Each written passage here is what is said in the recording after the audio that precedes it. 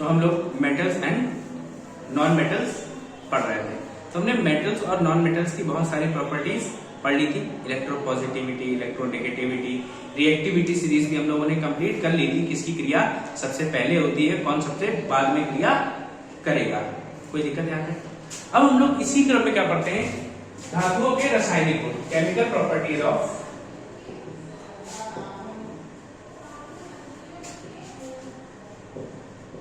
Metals.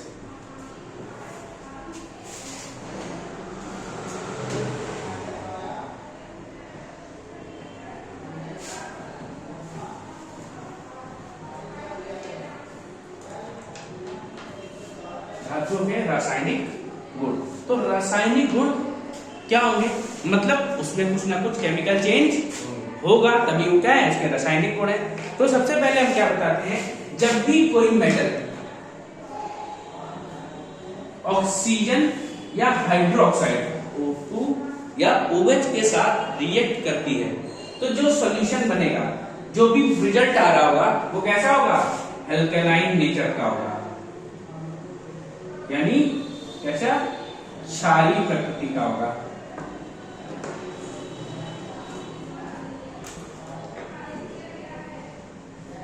क्या लिख सकते हैं हम लोग, बेसिक नेचर। जैसे हम लोग क्या कराते हैं, सोडियम का OH से करा दो तो क्या बनता है, NaOH। ये क्या है, स्ट्रॉन्ग बेस है।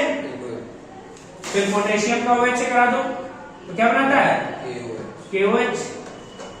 ये भी एक स्ट्रॉन्ग बेस है। फिर कैल्शियम का OH से करा दो क्या बनाता है, CaOH का फोर ट्वाइस। फिर ऐसे मैग्नीशियम का करा दो, जब भी आप मेटल्स का कराएंगे इससे OH या ऑक्सीजन से, तो जो इसके ऑक्साइड या हाइड्रोक्साइड्स बनेंगे वो कैसे होंगे, क्षारीय प्रकृति के होंगे, यानी अल्कलाइन इन नेचर या बेसिक होंगे। अब इनके पीएच की बात करें तो इनका पीएच स्केल देखा जाएगा तो इनकी वैल्यू 7 से 14 के मध्य होगी। भाई बेसिक है तो बेसिक कहां से होते हैं, 7 से 14 के बीच में बेसिस होते हैं। यहां तक कोई दिक्कत नहीं, ठीक है। अब इसी में दो एक्सेप्शन है, कौन कौन सा, एक है Al2CO3 plus and plus zinc oxide. Al2CO3 और जिंक ऑक्साइड ये क्या है, ये जब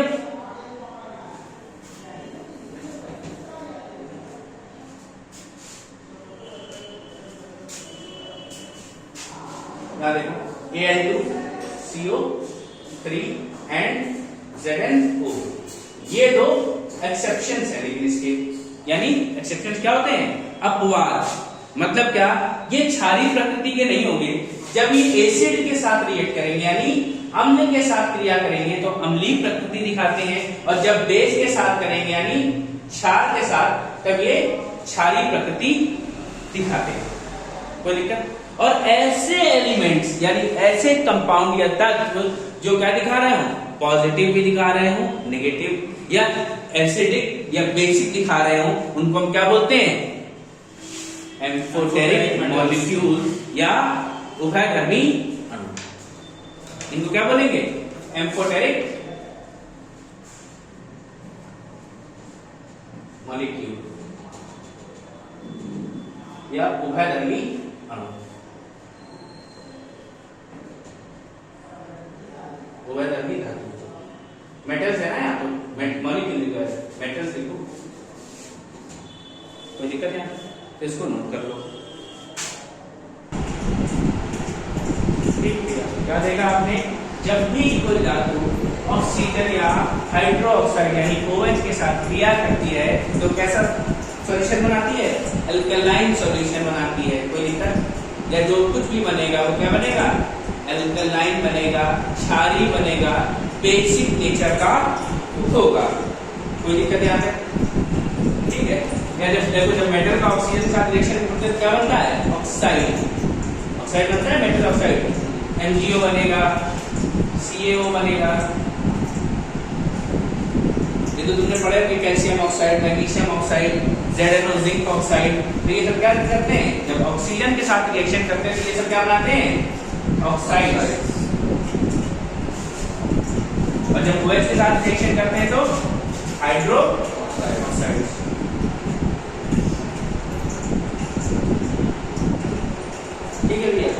ये बात समझ में आ गई। इसके दो एक्सेप्शन बताए कौन कौन से? AlCO3 and ZNO। ये क्या करते हैं, जब ये एसिड के साथ रिएक्ट करेंगे तो एसिडिक नेचर शो करते हैं, जब बेसिस के साथ रिएक्ट करेंगे तो ये बेसिक नेचर शो करते हैं। ठीक है भैया, ठीक है भैया। अब देखो कुछ मेटल्स क्या होती हैं जो क्या करती हैं, भाप यानी स्टीम के साथ क्या कर जाती है, वेपर्स के साथ रिएक्ट कर जाती है। भाई जैसे आप आयरन देखते हो, आयरन लोहे में जंग क्यों लगती है? हर जगह तो ऐसा नहीं होता कि बारिश ही हो रही हो, लेकिन फिर भी वहां जंग लग जाती है। और लोहे में जंग लगने का मतलब उसका क्या हुआ है, ऑक्सीडेशन हुआ है, ऑक्साइड से यानी ऑक्सीजन से रिएक्शन हुआ है। दैट मींस उसने क्या किया है, वेपर के साथ रिएक्शन किया है, अगर डायरेक्ट पानी वहां पे नहीं है। कोई दिक्कत? तो वेपर के साथ यानी भाप के साथ क्रिया करने वाले धातु कौन कौन सी हैं, ये पूछा जाता है। तो इसमें लिखो आयरन, एल्यूमिनियम और जिंक।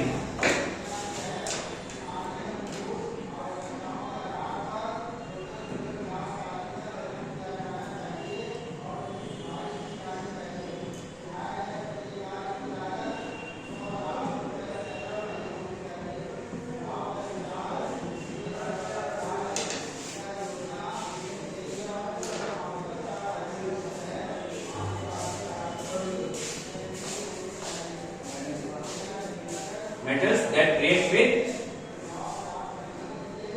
vapor। अब कुछ मेटल ऐसे होते हैं जो पानी के साथ रिएक्ट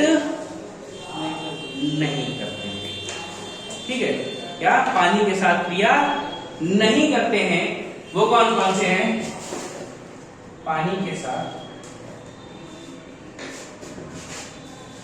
क्रिया ना करने वाली धातु। इसमें कौन कौन सा आता है? कॉपर, Ag, Au और Pt। इनके नाम पता है? नाम बताओ। Copper, silver, gold, platinum. याद रखना, ये कॉपर, सिल्वर यानी चांदी, ये गोल्ड है और ये प्लेटिनम है। ये ऐसी धातु है जो पानी के साथ क्रिया नहीं करती हैं, metals that do not react with water.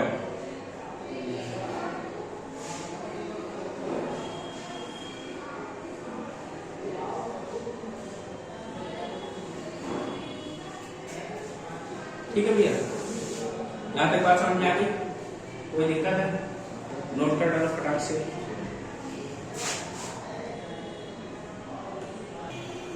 ठीक है, अब इसी क्रम में हम देखते हैं जब नॉन मेटल्स की बात करें यानी अधातुओं की बात करें, वो जब ऑक्सीजन के साथ क्रिया करेंगी या रिएक्शन करेंगी तो उनसे बनने वाले जो कंपाउंड्स हैं उनका नेचर कैसा होगा?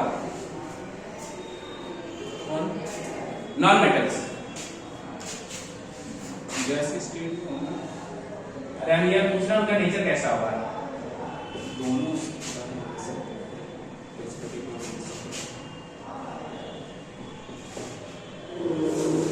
केमिकल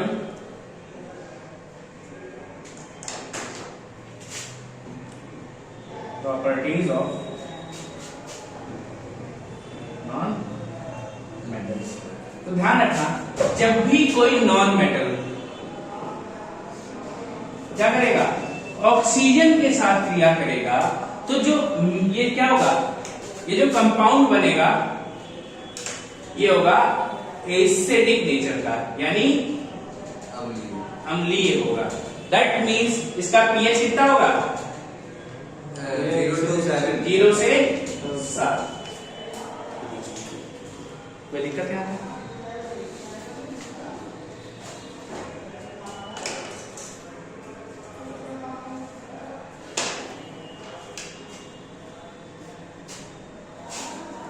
भाई याद होगा ना, सल्फर का ऑक्सीजन के साथ रिएक्शन करा तो क्या बनता है?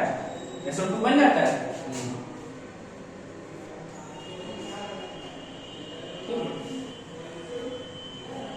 नाइट्रोजन का होता है ऑक्सीजन से, तो क्या बनेगा? नाइट्रस ऑक्साइड बना सकते हैं इनको। एक तो ये उसकी तरह यूज होता है, इसकी तरह लाफिंग गैस है नाइट्रस ऑक्साइड, एनेस्थीसिया के रूप में भी यूज किया जाता है ये, कोई दिक्कत। और जब हमारी एसिड रेन होती है तो वहां नाइट्रोजन कैसा होता है, नाइट्रिक एसिड के साथ होता है, तो क्या है, एसिडिक है नेचर में। तो क्या होगा, जब भी कोई नॉन मेटल ऑक्सीजन के साथ क्रिया करेगा तो क्या बनाएगा, जो कंपाउंड बनेगा वो कैसा होगा, एसिडिक नेचर का होगा। ठीक है, अच्छा हम बात करते हैं लिटमस पेपर, याद है तुम लोग को 9th 10th में पढ़ाए जाते हैं। दो टाइप के होते हैं, रेड और ब्लू। अगर बेस के साथ रेड लिटमस पेपर, पहले तो मतलब रेड बेस के साथ कौन सा, रेड वाला काम करेगा कि ब्लू वाला? किसके साथ? बेस के साथ। हाँ, बेस के साथ आपका रेड वाला। ब्लू बेस क्या है, बी से स्टार्ट हो रहा है, रेड आर से, तो बी के साथ बी नहीं आएगा कभी, ठीक है ना। ब्लू वाला मतलब बेस है, बेस को चेक करने के लिए हम क्या यूज करते हैं, रेड लिटमस पेपर, ठीक है। लाल लिटमस पेपर यूज करेंगे और ये रेड लिटमस पेपर किसमें चेंज हो जाएगा, रेड वाला, ब्लू में, रेड वाला ब्लू में चेंज हो जाएगा। लेकिन वही हम अगर एसिड चेक कर रहे हैं, यानी एसिडिक नेचर के लिए, तो हम क्या यूज करेंगे, ब्लू वाला, ब्लू लिटमस पेपर यूज करेंगे, नीला लिटमस पेपर, और ये किसमें बदल जाएगा, रेड में बदल जाता है। इससे हमें क्या पता चलता है, कोई चीज एसिडिक है या बेसिक है। कोई दिक्कत नहीं आता, ये बात तो समझ में आ रही है, ठीक है। ये अगर मैं बता दिया, ठीक है। अब ये याद रखना, जब नॉन मेटल्स ऑक्सीजन के साथ रिएक्ट करते हैं तो क्या बनाते हैं, कंपाउंड जो बनेगा वो एसिडिक नेचर का होगा, ठीक। लेकिन इसका एक एक्सेप्शन है, यानी अपवाद।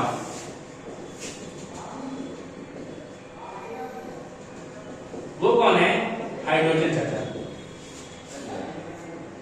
हाइड्रोजन जो है वो क्या करता है, हाइड्रोजन जब ऑक्सीजन से रिएक्ट करता है क्या बनाता है, H2O बनाता है।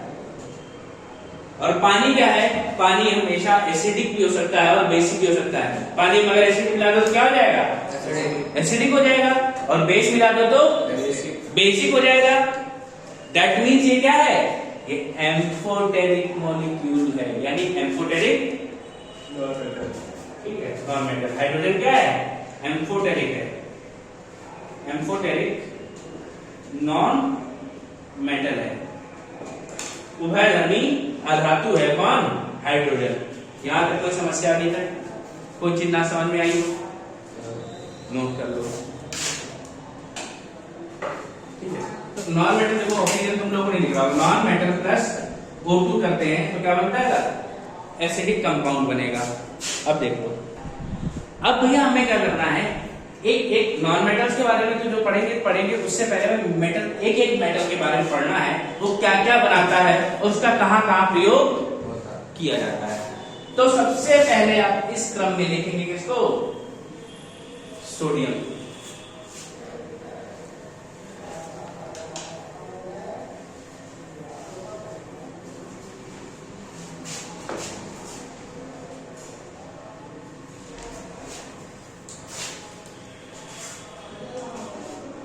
तो इस क्रम में सबसे पहला नाम सोडियम, या इसका दूसरा नाम क्या बताया था, नाइट्रियम बताया था। अब ये यूज कहां कहां होता है, कुछ याद है? हाँ, सॉल्ट बनाने में। सबसे पहले तो देखो, तुम क्या करते हो, घर में नमक खाते हो, नमक क्या है, सॉल्ट, सॉल्ट यही तो है, NaCl, ठीक है। और क्या यूज होगा ये, अच्छा, सैलिनिटी ऑफ सी, किसकी वजह से होती है, समुद्र की लवणता, सोडियम की वजह से। वहां भी आपको क्या मिलेगा, Na मिलेगा या NaCl मिलेगा ऑप्शन में, ठीक है। फिर आप देखते हो कि सोडियम लाइट का नाम सुना होगा, सोडियम लैंप आते हैं, लैंप, सोडियम लैंप में भी इसका यूज किया जाता है, ठीक है।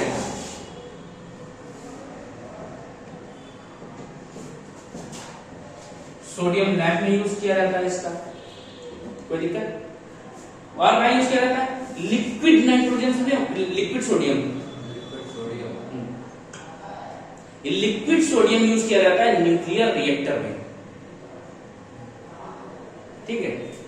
लिक्विड सोडियम यानी तरल सोडियम है, लिक्विड वाले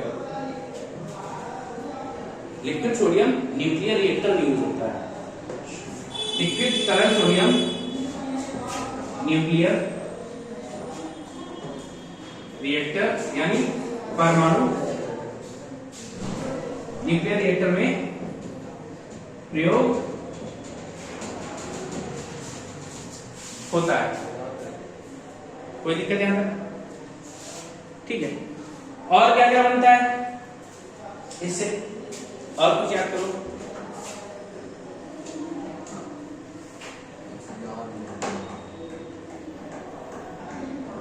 और वो भी कैसे, जो ये आपका न्यूक्लियर रिएक्टर में कैसे यूज होगा? एज ए कूलेंट,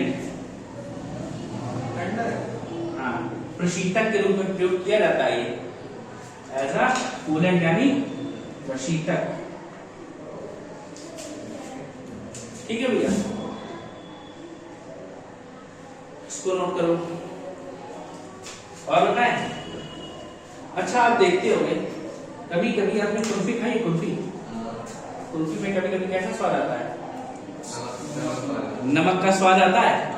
अच्छा, उसमें नमक क्यों डाला जाता है? छुटाने के लिए, वो चिपक जाता है, जमाता है वो, इसलिए शायद।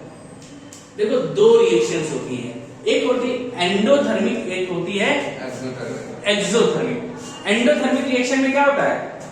एनर्जी एब्सॉर्ब की जाती है, ऊर्जा क्या करेगा? अवशोषित करेगा, ऊर्जा शोषित क्रिया बोलते हैं जिसको एंडोथर्मिक। और दूसरी होती है एक्सोथर्मिक यानी ऊर्जा क्षेपी क्रिया, एक्सोथर्मिक रिएक्शन। दो प्रकार की क्रियाएं होती हैं, एक एंडोथर्मिक और एक एक्सोथर्मिक।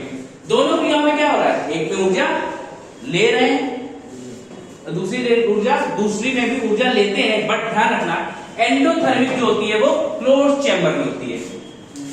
अब देखो क्या करता है, आइसक्रीम वाला बढ़िया उसका एक बॉक्स बना होता है, ऐसे डिजाइन दिखाई देता है, उसमें क्या होता है? कुल्फी के स्टैंड लगे होते हैं ऐसे, देखें? जहां पे देखते ही लोग निकालता है। और बीच में क्या बनी होती है? आइस। स्टैंड के बीच में क्या बर्फ यहां बनी होती है पूरे में।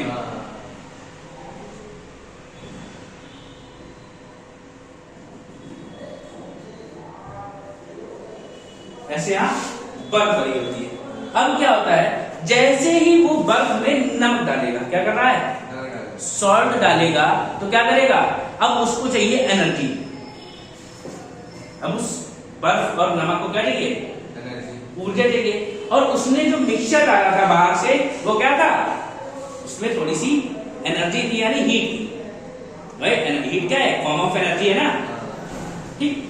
अब तुम्हें हमेशा हमने एक बार ज्योग्राफी में शायद पढ़ाया भी है कि जब भी हमें कोई चीज ठंडी करनी होती है तो हम उससे ऊर्जा निकालते हैं, याद है ना? ऊर्जा क्या करनी पड़ती है? रिलीज करनी पड़ती है। तो हमने क्या किया, ये जो हमारे बर्फ वाले जो कुल्फी वाला मिक्सचर था जिन्हें स्टैंड से पड़ा था, उनमें क्या था? वो जो हमने दूध मलाई सब बढ़िया डाला था घोलो, उससे क्या उसमें एनर्जी थी, उस एनर्जी को ये बर्फ और नमक एब्जॉर्ब करने लगते हैं। भाई चैम्बर क्या है? एक तो ये चैम्बर क्लोज होता है, तो बाहर से उसको ऊर्जा मिलनी है, बाहर से एनर्जी मिलने का कोई सोर्स है नहीं, तो अब उसको एनर्जी कहां से लेनी पड़ेगी? इनसे ही लेनी पड़ेगी, जो हमने आइसक्रीम वाले स्टैंड लगा रखे हैं। अब इनसे एनर्जी लेता है तो ये पूरी एनर्जी कहां चली जाती है? बर्फ और नमक में। और ये सब क्या होने लगते हैं? ठंडे होने लगेंगे, और टेम्परेचर क्या हो जाएगा? गिरता जाएगा, माइनस में चला जाएगा। इसलिए बर्फ क्या होती है? जमी रहती है। तो क्या हो रहा था भैया, ये जब हमने बर्फ ने नमक डाली और चैम्बर बंद होने के कारण अब उसको बर्फ और नमक को क्या चाहिए थी? एनर्जी चाहिए थी, और चैम्बर था बंद। भाई क्या होता है, एक तुमने मूवी देखी है कि उसमें चैम्बर में क्या करते हैं? इतनी ऑक्सीजन डालते हैं कि एक आधे महीने बाद सर्वाइव कर सके। अब उसमें क्या 4 लोग बंद कर दिए, चारों को बंद कर दिया गया। अब उसको क्या है, एक को अगर ज्यादा दिन सर्वाइव करना पड़ेगा तो बाकी 3 लोगों को मरना पड़ेगा। भाई कम तो ले नहीं सकते, भाई कितना तुम्हारे ऊपर कंट्रोल है, तो तुम्हें क्या करना पड़ेगा, सबको मरना पड़ेगा ना। वही हाल यहाँ भी है। अब एनर्जी चाहिए तो कहां से लाओगे, चैम्बर तो बंद है। तो ये जो आइसक्रीम के जो छोटे छोटे स्टैंड होते हैं, इनसे वो एनर्जी कहता तुम लोग अब बस बहुत हो गया, अब तुम लोग अपनी एनर्जी लो। और वो एनर्जी कहां से लेते हैं, वो ये आइसक्रीम स्टैंड से लेते हैं। जो हमने मिक्सचर डाला था वो भी तो भाई गर्म था उसके कंपैरिजन में, तो उससे इन्होंने एनर्जी ले ली। और ये टेम्परेचर कैसा चला जाता है, माइनस में चला जाता है, बर्फ जमने लगती है। इसीलिए वो कुल्फी कैसी होती है, जब आप खाते हो बड़ी सॉलिड होती है ना, हार्ड। और भाई नमक डाला तो नमक छिड़कते समय थोड़ा कुल्फी पे पड़ गया, कोई दिक्कत, ये बात समझ में आई। तो ये कैसी रिएक्शन थी, एंडोथर्मिक रिएक्शन, यानी ऊष्मा शोषी रिएक्शन है। कोई बात, कोई समस्या है यहाँ तक। लेकिन जब कभी कभी क्या होता है, NaC, कभी कभी बर्फ गिरी, कश्मीर में तुम देखे हो, उत्तराखंड है, बर्फ गिरी, बर्फ गिरने के बाद क्या किया जाता है, बर्फ हटानी है हमें। अब बर्फ हटानी तो क्या करना पड़ेगा, वहां भी हम इसमें NaCl यानी नमक मिलाते हैं। अब क्यों, अब देखो, अब यहाँ चैम्बर बंद था और यहाँ चैम्बर खुला है। चैम्बर तो है ही नहीं कोई, तो अब ये एनर्जी क्या करेगा, अब ये एनर्जी लेना शुरू करता है बाहर से, फुल एटमॉस्फेयर से। भैया भाई साहब इतनी एनर्जी ले लेते हैं कि बर्फ अपने आप पिघल जाती है। किसी चीज की अति नहीं अच्छी होती, इसीलिए समझाते हैं लोग, समझ गए कि जब एनर्जी बहुत ज्यादा ले लोगे, भाई जैसे क्या है, आप खाना खा रहे हैं, थोड़ा खाया तो अच्छा, बहुत अच्छा लगता है, मान लो भर पेट खा लिया, भाई जनरली क्या आप 3 या 4 रोटी खाते हैं। किसी दिन घर में मनपसंद बढ़िया शाही पनीर बना दिया, अब क्या होगा, 6-7 चली जाती है अंदर। और फिर उसके बाद पता चला कि एक बढ़िया रसगुल्ला छेने वाला मिल गया, वो भी दबा दिया। ये सब क्या है, बहुत ज्यादा हो गया ना। अब एनर्जी वगैरह लिया तो आपने खाना किस लिए था, बढ़िया सेहत बनेगी, एनर्जी आएगी। फिर एक दिन से क्या होगा, पेट खराब हो गया, जितनी एनर्जी आई नहीं थी उससे ज्यादा चली गई। तो वही हाल यहाँ भी है। लेकिन जब ओपन में होता है तो रिएक्शन कैसी होती है, एक्सोथर्मिक, यानी ऊष्मा क्षेपी क्रिया होती है। कोई दिक्कत है यहाँ तक, ये बात समझ में आ रही है, नोट कर दो। तो आपने ये देखा क्या, जब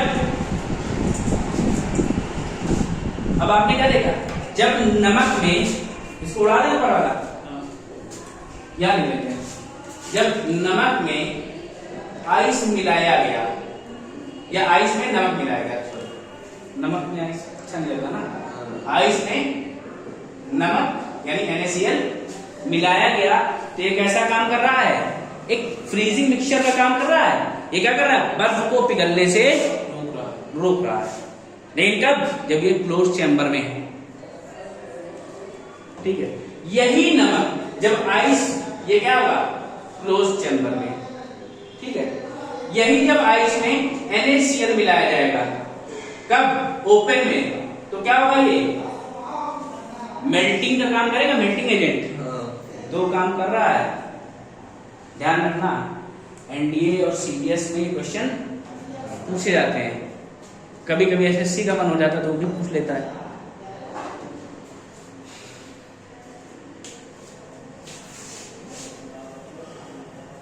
और देखो भैया, और क्या क्या कंपाउंड है,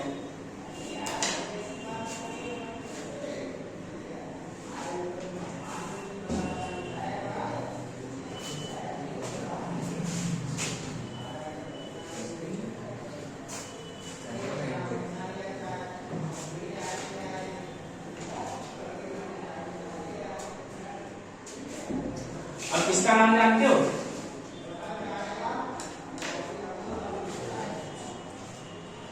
अब देखो बढ़िया रिएक्शन तुम लोग दिखाते हैं। जब सोडियम का OH से रिएक्शन होगा तो क्या बनेगा, hydroxide base, sodium hydroxide NaOH, क्या क्या नाम है, सोडियम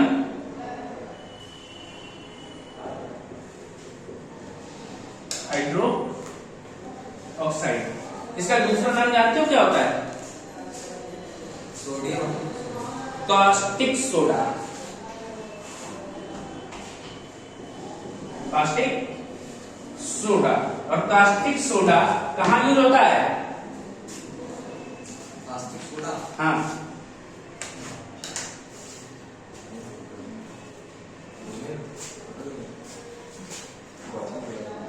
बताओ कहाँ? साबुन याद है? साबुन उसी में होता है हाँ। सोप में। और भी कौन से सोप में पता है? कपड़े धोने वाले में, ध्यान रखना। तो कहाँ यूज होता है कास्टिक सोडा? हार्ड सोप में। हार्ड सोप यानी धोने वाले में।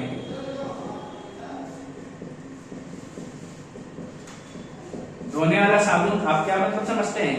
घड़ी, डिटर्जेंट, रिन, टाइड, सर्फ एक्सेल, ये जितने भी आपके कपड़े धोने वाले आ रहे हैं साबुन, उनमें क्या यूज होता है? Sodium hydro oxide. और क्या? एक देखो, एक है और कहाँ यूज होता है?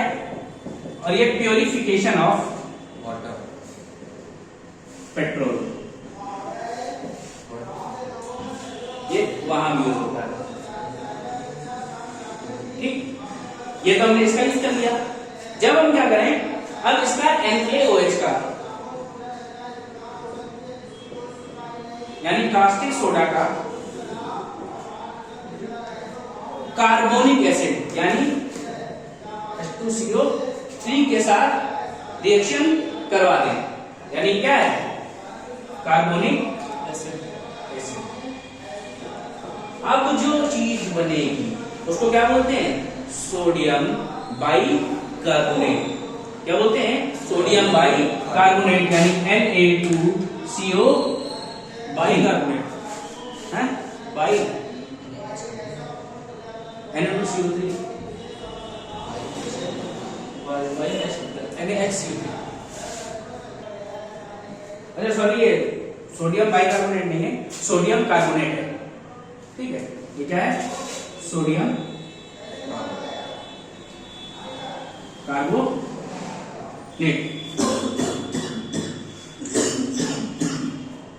ठीक है, अब सोडियम कार्बोनेट प्लस H2O बन जाएगा। अब इसी सोडियम कार्बोनेट को हम लोग बोलते हैं क्या? Soda ash. ये भी आपका सोडा ऐश। ठीक, सोडा ऐश बन गया। अब इस सोडा ऐश में अगर हम 10 मॉलिक्यूल वाटर के मिला दें तो क्या बनेगा? अगर मान लो Na2CO3 प्लस इसी में क्या कर दिया हमने? 10 मॉलिक्यूल डॉट 10 H2O। इसमें हमने 10 मॉलिक्यूल किसके डाल दिए? वाटर के डाल दिए। अब इसका नाम क्या हो जाता है पता है? Deka hydrated sodium carbonate. 10 item लगे ना, 10 आइटम किसके लगे हमने? 10 मॉलिक्यूल हमने वाटर के डाल दिए, तो यानी 10 का मतलब डेका पानी को क्या लिखते हैं? हाइड्रेटेड Na2CO2 यानी सोडियम कार्बोनेट। देखो दिक्कत है यहाँ पे। अब इसका यूज क्या है? अब देखो, इसको दूसरा नाम क्या है? इसको बोलते हैं वॉशिंग सोडा। अच्छा, ये धावन सोडा है। ये क्या है आपका? ये भैया आपका धावन सोडा है, यानी वॉशिंग सोडा। यहां तक कोई समस्या? नोट कर लो। ठीक है, अगर इसी Na2CO3.10H2 यानी डेका हाइड्रेटेड सोडियम कार्बोनेट को गर्म कर दिया जाए, क्या कर दिया गया?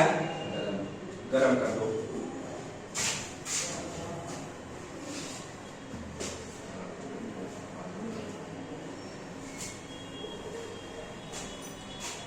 क्या? Na2CO3.10H2O। तो क्या नाम दिया हमने? वॉशिंग सोडा यानी धावन सोडा। इसको अगर गर्म कर दिया जाए तो भैया क्या बनेगा?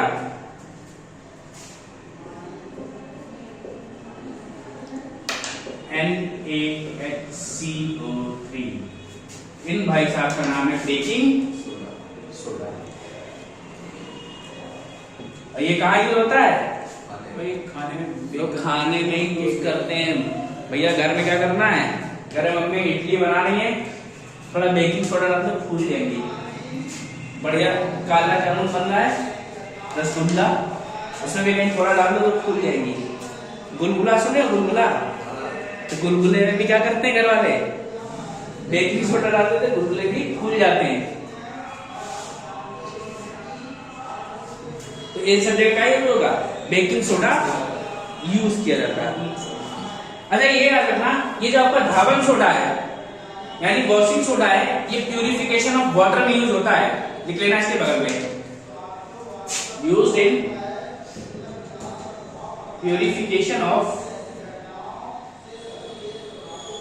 वाटर, पानी के शुद्ध करने के लिए प्रयोग किया जाता है।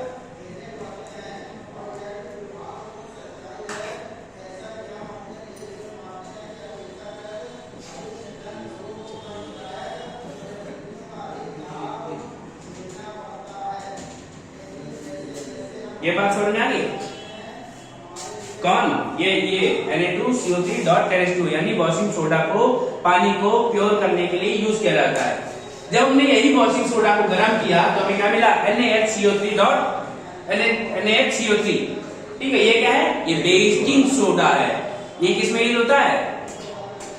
फूड में, कुकिंग में, फूड में यूज होगा, कुकिंग में यूज होगा।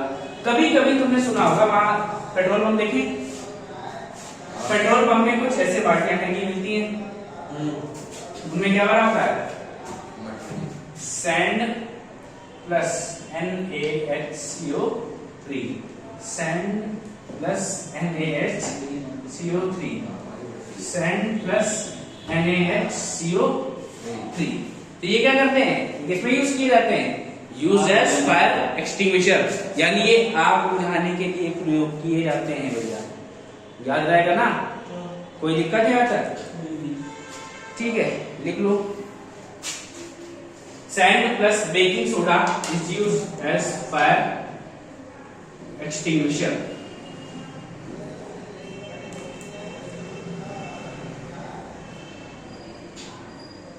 आग बुझाने के काम में लिए जाते हैं।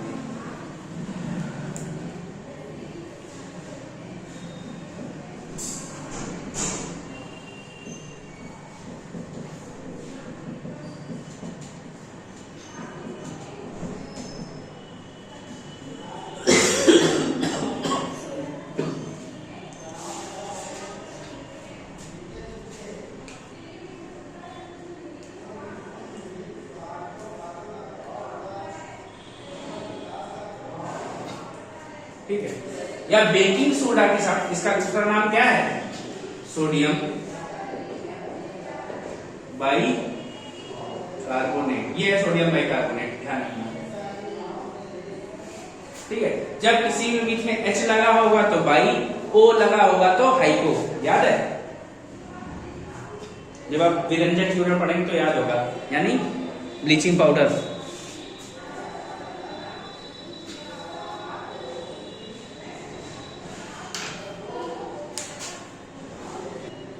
और आज के लिए देखो ये अंतिम है, अभी इसमें थोड़ा सा और बचा हुआ है, लेकिन इस और आगे हम लोग कल करेंगे। आज का नोट कर लो, Na2SO4.10H2O।